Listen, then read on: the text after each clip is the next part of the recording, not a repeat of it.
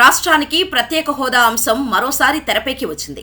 నిజానికి విభజన హామీల్లో చాలా కీలకమైనది ప్రత్యేక హోదా అంశమే.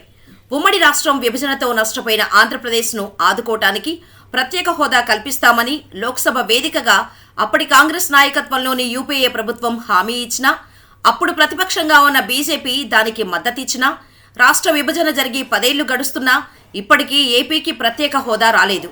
ఈ అంశం తెరపైకి వచ్చినప్పుడల్లా ఇది ముగిసిపోయిన అధ్యాయమని, ప్రత్యేక హోదా ఇవ్వకున్నా రాష్ట్రానికి కావాల్సిన అన్నీ చేస్తామని సన్నాయి నొక్కులు నొక్కుతోంది కేంద్రం. ఇప్పుడు ఎవరైనా నాడు ఏపీకి ప్రత్యేక హోదా ఇస్తామని హామీ ఇచ్చి వెన్నుపోటు పొడిచింది మీరే కదా అని బీజేపీని నిలదీస్తే, ప్యాకేజీ కావాలంటూ చంద్రబాబే ఆంధ్రులకు వెన్నుపోటు పొడిచారని బీజేపీ చెబుతోంది. అయితే ఇప్పుడు పవన్ కళ్యాణ్ ఏపీకి ప్రత్యేక హోదా విషయంలో గట్టిగా మాట్లాడాల్సిన సమయం వచ్చిందని రాజకీయ విశ్లేషకులు అంటున్నారు.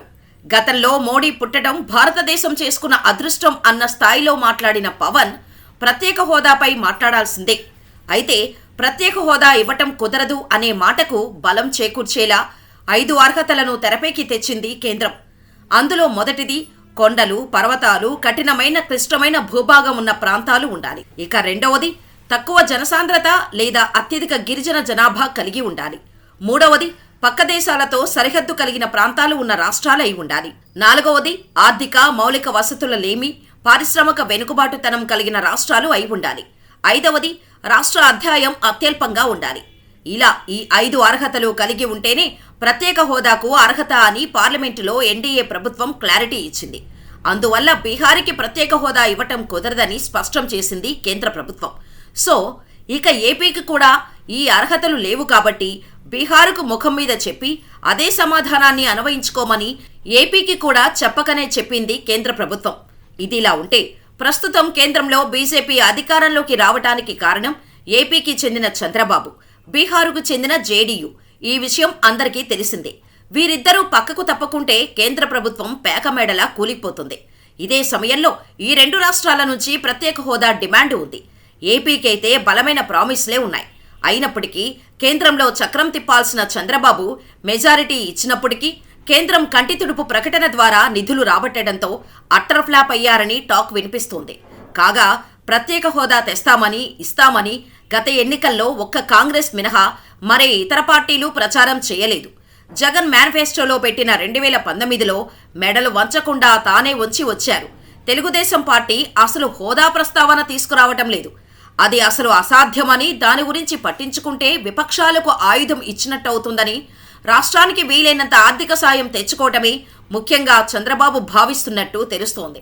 కాగా ప్రత్యేక హోదా అనేది ముగిసిన అధ్యాయం. ప్రజల్లో కూడా దీనిపై విరక్తి వచ్చింది. రాజకీయ పార్టీలు తమలో ఉన్న ప్రత్యేక హోదా ఎమోషన్తో ఆటలాడుకున్నాయని వారు భావించారు. అందుకే ఇప్పుడు ఎవరైనా ప్రత్యేక హోదా అన్నా పట్టించుకోవటం లేదు. ఏ విధంగా చూసినా ఇప్పుడు హోదా అనేది ముగిసిన అధ్యాయమే అవుతుంది. రాష్ట్రానికి ప్రత్యేక హోదాతో వచ్చే ప్రయోజనాల విషయానికి వస్తే, రాష్ట్రానికి కేంద్రం మెరుగైన సదుపాయాలు అందించడానికి గ్రాంట్ల రూపంలో ఆర్థిక సాయాన్ని అందిస్తోంది. రాష్ట్రాలకు ఇస్తున్న ఫండ్స్లో 30% నిధులను అన్ని రాష్ట్రాల కంటే ముందుగా ప్రత్యేక హోదా కలిగిన రాష్ట్రాలకే అందిస్తారు. మిగిలిన 70% నిధులను ఆ తర్వాత ఇతర రాష్ట్రాలకు అందిస్తారు. కేంద్ర ప్రభుత్వ పథకాలలో 90% నిధులను గ్రాంట్లుగా, 10% నిధులను ప్రత్యేక హోదా కలిగిన రాష్ట్రాలకు రుణం కింద ఇస్తారు. పన్నుల్లో మినహాయింపు ఇస్తారు. రాష్ట్రం పారిశ్రామికంగా అభివృద్ధి చెందుతుంది. పరిశ్రమలు పెట్టడానికి ఎవరైనా ముందుకు వస్తే వారికి అన్ని విధాల రాయితీలు, ప్రోత్సాహకాలు కల్పిస్తారు.